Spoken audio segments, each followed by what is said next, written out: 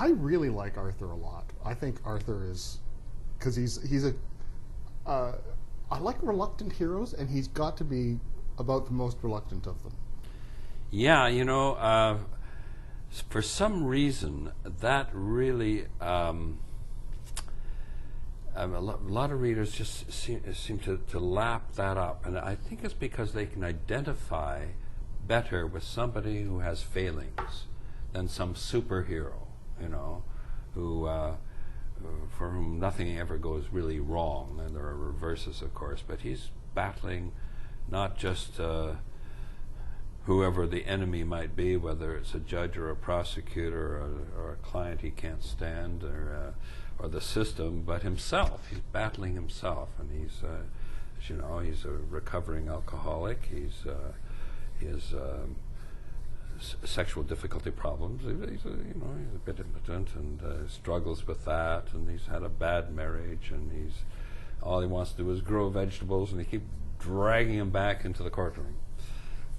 I really like Margaret, his partner. She's a delight, and she gets well. Last time she was, well, you literally stuck her up a tree for most of the book. Yeah, in yes, in a 3-month protest on a platform in a tree. And but this time she's running for office. Well, she is running in a federal by-election, hoping to be the first Green Party member of Parliament, and coincidentally, her tree mate, or the person who was up that tree, is this kind of louche poet, Cudworth Brown, who in Kill All the Judges is the accused in a murder case, and he's accused of murdering a kind of highfalutin judge with a snobby fellow who's married a woman of vast means, and the event occurs at a literary soiree, a dinner at his house, and so that creates a bit of a dynamic. We have Arthur defending the guy who was up a tree with his wife and trying to fight his own feelings of jealousy and wondering what had gone on between them, that sort of thing, and getting all the sorts of ribbing from all the characters on Garibaldi Island about that. And that's a fun thing to work with.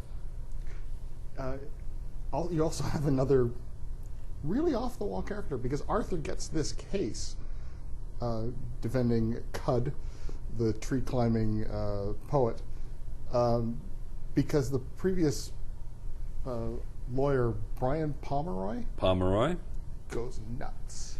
He has a total, he calls it the mother of all breakdowns. He is having marital problems, and he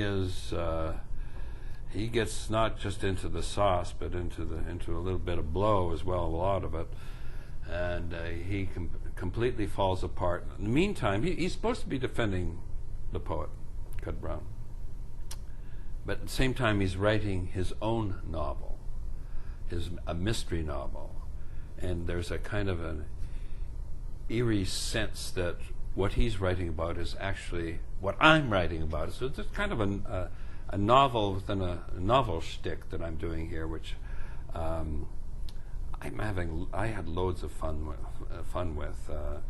Ultimately, it all comes together, and I can't say how. But in any event, he falls apart in the courtroom just as the trial is about to begin, and poor old Arthur has to take it over on 3 days' notice.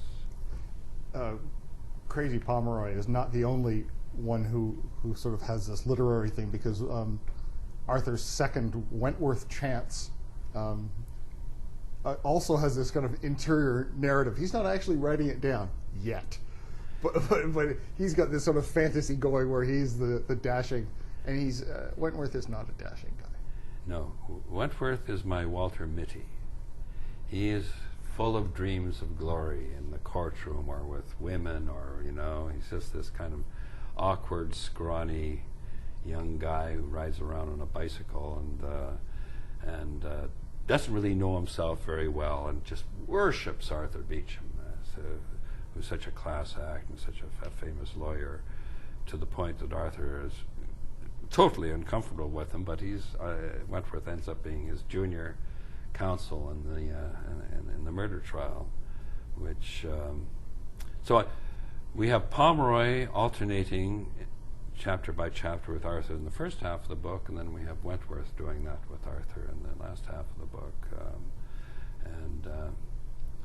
All these characters have reappeared before, not necessarily in the Arthur series.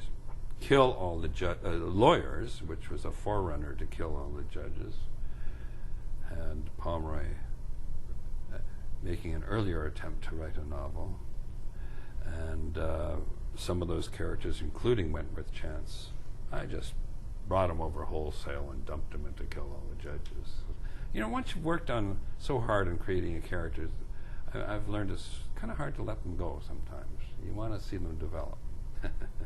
The book is Kill All the Judges. I've been speaking with the author William Deverell, and Kill All the Judges, I'm going to say it, an Arthur Beauchamp mystery, is published by McClelland and Stewart.